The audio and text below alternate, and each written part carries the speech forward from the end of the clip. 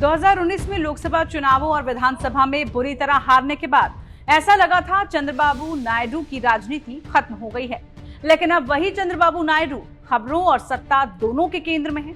आंध्र प्रदेश में 16 सीटें जीतने के अलावा विधानसभा चुनावों में प्रचंड बहुमत के साथ इस वक्त नायडू के दोनों हाथ घी में और सर कढ़ाई में है।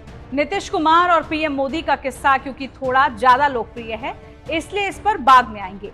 इस वीडियो में हम पीएम मोदी के साथ चंद्रबाबू नायडू और नीतीश कुमार के रिश्तों के बीच उतार चढ़ाव भरे सफर पर नजर डालेंगे, क्योंकि इस वक्त सत्ता की चाबी नायडू और नीतीश के पास ही है।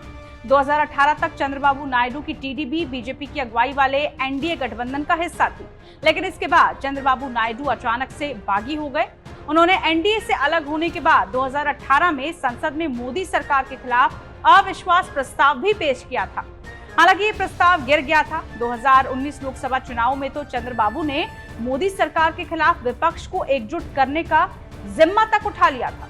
चुनाव प्रचार के दौरान मोदी और नायडू में कई बार तीखी बयानबाजी भी हुई।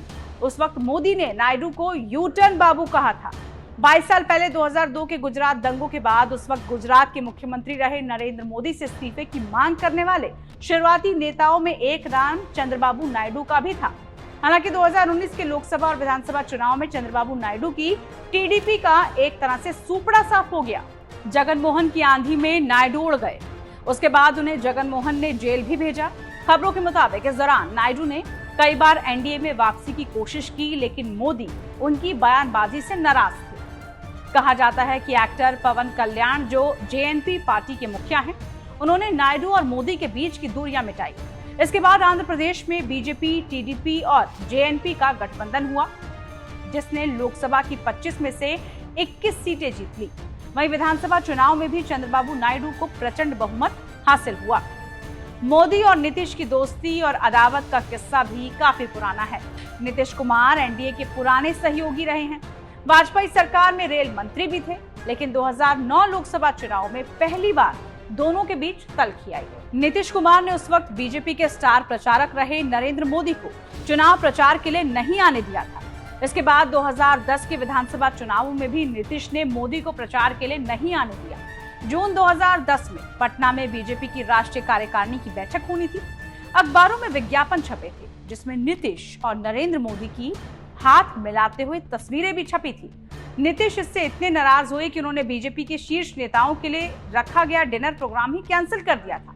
इतना ही नहीं, कोसी बाढ़ राहत के लिए गुजरात सरकार से मिला 5 करोड़ रुपए का चेक भी लौटा दिया था।